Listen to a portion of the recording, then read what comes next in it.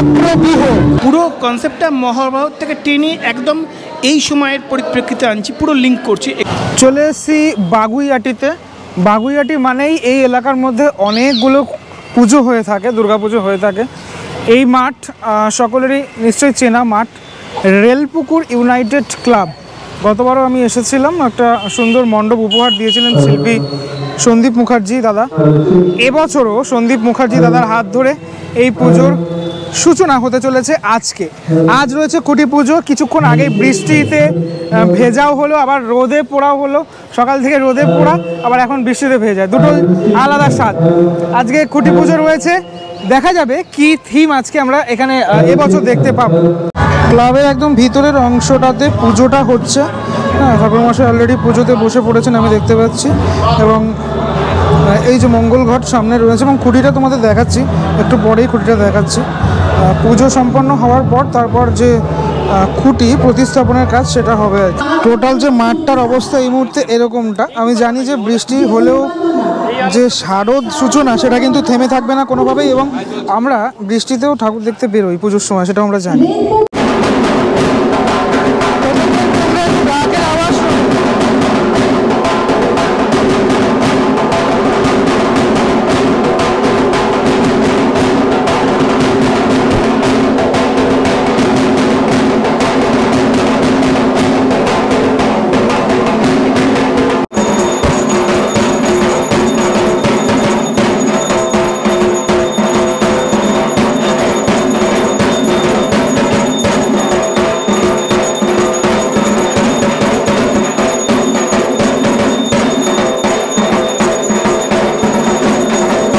সময় যত গড়াচ্ছে যেন মহলটা চেঞ্জ হয়ে যাচ্ছে।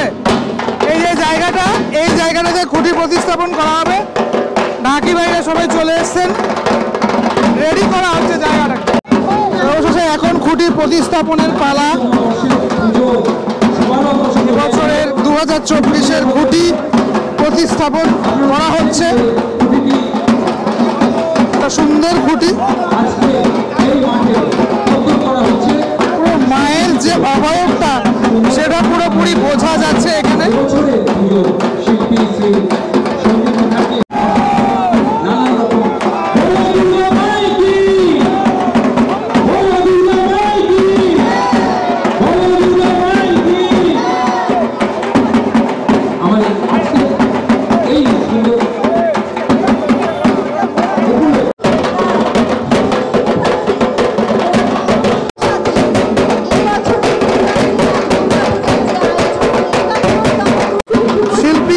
সকলে এখানে রয়েছেন, খুঁটির সাথে ছবি তোলা হচ্ছে এই মুহূর্তে।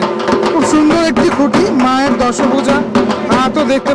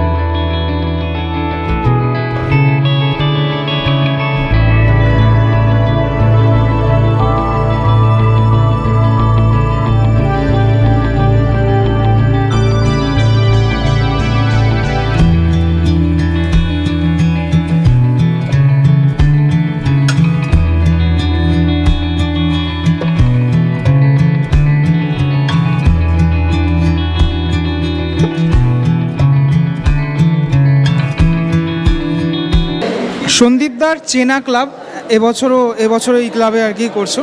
যেই আমরা থিমটা দেখলাম চক্রব্যূহ, এটা আমরা মহাভারতের সাথে লিঙ্কড আমরা জানি। কারণ চক্রব্যূহ কৌরব পাণ্ডবদের যে যুদ্ধটা হয়েছিল তাতে অভিমন্যুকে মানে কৌরবরা ছল করে মেরে ফেলেছিল সে চক্রব্যূহের মধ্যে। এবার আমি বলছি যে লিঙ্কড কি মহাভারত নিয়েই কি কাজটা হচ্ছে? একদম একদম, আমরা পুরো কনসেপ্টটা মহাভারত থেকে টেনে একদম এই সময়ের পরিপ্রেক্ষিতে আনছি, পুরো লিঙ্ক করছি এখানে এই সময়ের সঙ্গে একদম। মানে অভিমন্যুর ক্যারেক্টারটা কি পাল্টে যাচ্ছে? অভিমন্যুর ক্যারেক্টার পাল্টাচ্ছে না, যে যার ক্যারেক্টার থাকছে সেই ক্যারেক্টারই থাকছে। বাট সেই সময় এবং এই সময়, এই দুটো সময়কে ধরতে চেষ্টা করছি। আপনি তো খুঁটিতেই আপনারা দেখেছেন, একটা ঘড়ির ছবি দেখেছেন নিশ্চয়ই, সেখানেই বুঝতে পারছেন যে একটা সময়ের ব্যাপার ডেফিনেটলি আছে। তো সেই সময়টা ডেফিনেটলি আমরা ধরতে চাইছি। এবার এই চক্রব্যূহটা মানে চারজনই মানে জানতো আর কি এই চক্রব্যূহের ব্যাপারে, অর্জুন, কৃষ্ণ, প্রদ্যুম্ন আর হচ্ছে অভিমন্যু। তো এই চারটে ক্যারেক্টারও কি থাকছে এখানে? সব ক্যারেক্টার থাকবে, বাট এই চারজন যেরকমভাবে জানতো সেইভাবে জানাটার পরিবর্তন হবে। মানে আমরা জানাবো একটা অন্যভাবে, ভিন্ন ওয়েতে। এবং তখন যেরকম সময়, সেই সময় চারজন যেরকমভাবে জানতো, আজকে 400, 4000, 4 লাখ, 4 কোটি মানুষ ভিন্নভাবে জানবে। আমার এবার যে প্রশ্নটা সেটা হচ্ছে মহাভারত বাস্তব জীবনের সাথে কতটা সামঞ্জস্যপূর্ণ? আমার যেটা মনে হয় যে অত্যন্তভাবে। মহাভারত তো আমরা এপিক জানি, একটা এপিক। তো এইটা লেখা হয়েছিল, এটাও আমরা জানি। তো এটা অনেকে অনেক বিভিন্নভাবে ব্যাখ্যা করেছেন। কেউ বলেছেন এটা একটা গল্প, কেউ রিউমার্স, কেউ একটা আমাদের মানে পুরো ঘটনা বলেছেন, সত্যিকারের ঘটনা। তো যাই হোক, এইটা কিন্তু মহাভারত কিন্তু আমাদের জীবনের সঙ্গে ওতপ্রোতভাবে জড়িয়ে আছে, একদমই ওতপ্রোতভাবে জড়িয়ে আছে।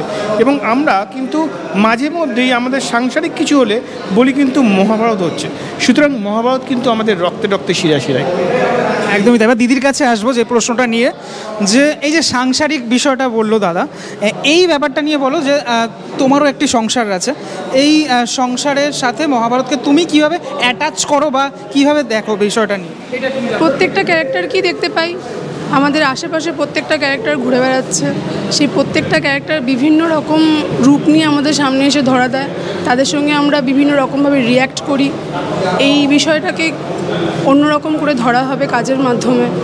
কি মনে হয় দুর্গাপুজোর আঙিনায় মহাভারত নিয়ে কাজ, এই জিনিসটা কতটুকু সাফল্য হতে পারে কি মনে হয় শিল্পী হিসাবে? সাফল্য সেটা তো আমি কতটা এক্সিকিউট করতে পারবো, মানুষ আমার কাজটা দেখে আমার কোনো রকম স্ক্রিপ্ট ন্যারেট ছাড়াই বুঝতে পারবে, জাস্ট দেখেই বুঝতে পারবে আমি কি বলতে চাইছি, তার ওপরে আমার সাফল্য নির্ভর করছে। চেষ্টা করব আমার বক্তব্য আমার কাজের মাধ্যমে ন্যারেট করার। আর একটা লাস্ট আমার কোশ্চেন থাকবে, যেটা দুজনের কাছেই থাকবে, আমি যেটা জানতে চাইবো সেটা হচ্ছে বর্তমান সময়ে দুর্গাপুজোটা তো অন্যরকম হয়ে যাচ্ছে। আগে আমরা দেখতাম ডেকোরেটিং প্যান্ডেল, ক্রিয়েটিভ জিনিসটা দেখতে পেতাম না। তো মানুষের কি বোধগম্য হচ্ছে কি মনে হয় দাদা? একটা ব্যাপার এখানে আছে যে আমরা দেখাতে চাই অনেক কিছু, হয়তো মানুষ খুব একটা অল্প সময়ের পরিপ্রেক্ষিতে মানুষ আসে। একটা প্যান্ডেল ঘরে মানুষ কতক্ষণ, কয়েক মিনিট হয়তো, খুব বেশি হলে, তার বেশি না। কিন্তু জাস্ট ওইটুকু সময়ের মধ্যে মানুষটা ঘুরে চলে যাচ্ছে। ওইটুকু সময়ের মধ্যে এমনভাবে একটা ইলাস্ট্রেশন আমাদের দেওয়া উচিত যে ওইটুকু সময়ের মধ্যেই যেন আমাদের টোটাল গল্পটা তাদের কাছে ধরা পড়ে। হয়তো অনেক কনসেপ্ট, অনেক প্যান্ডেল হয়তো আমরা সেরকমভাবে ধরাতে পারি না, আবার অনেক প্যান্ডেল ধরাতে পারি। যেটা ধরাতে পারি সেটাই কিন্তু আসল জায়গা, যে আমরা কিভাবে ওই সময়ের মধ্যেই একটা মানুষের সঙ্গে আমরা টোটাল লিঙ্ক আপ করতে পারি কনসেপ্টটার। কাজ কবে থেকে শুরু হচ্ছে? পরশু থেকে। ফিল্ডে পরশু থেকে কাজ শুরু হয়ে গেছে, অনেক দিন থেকেই, কিন্তু ফিল্ডে পরশু থেকে। থ্যাংক ইউ দুজনকে, আবারও অনেক ভালো লাগলো কথা বলে। থ্যাংক ইউ তোমাকে এবং তোমার চ্যানেলকে। এবং সর্বোপরি একটা বড় ব্যাপার যে আজকে সব ইউটিউবারদের দেখি আমি, বা সব ইউটিউবারদের প্রশ্ন আমি শুনি, বাট তোমার প্রশ্ন এত প্রাসঙ্গিক, তার জন্য অজস্র ধন্যবাদ তোমাকে এবং তোমার চ্যানেলের সকল দর্শককে জানাই প্রাক শারদীয়ার শুভেচ্ছা। আপনারা দেখুন, আরও বেশি করে ওর চ্যানেল দেখুন। থ্যাংক ইউ সবাইকে। থ্যাংক ইউ দাদা। এই বছর এখানে মানে বাগুইআটির এই রেলপুকুরে যে কাজটা হতে চলেছে, মহাভারত নিয়ে কাজ, যেটা আমার সব থেকে মানে প্রিয় সাবজেক্ট, মানে আমার খুব ব্যক্তিগতভাবে ভীষণ প্রিয় সাবজেক্ট এটা। যাই হোক, এটা দেখতে হবে কিভাবে ফুটিয়ে তোলা হয়। শিল্পী তো বললেনই, তোমরা শুনলে। চলো পরবর্তী ব্লগে দেখা হচ্ছে খুব শীঘ্রই, ততক্ষণের জন্য বিরতি নেবো। ভালো থেকো সবাই, টাটা।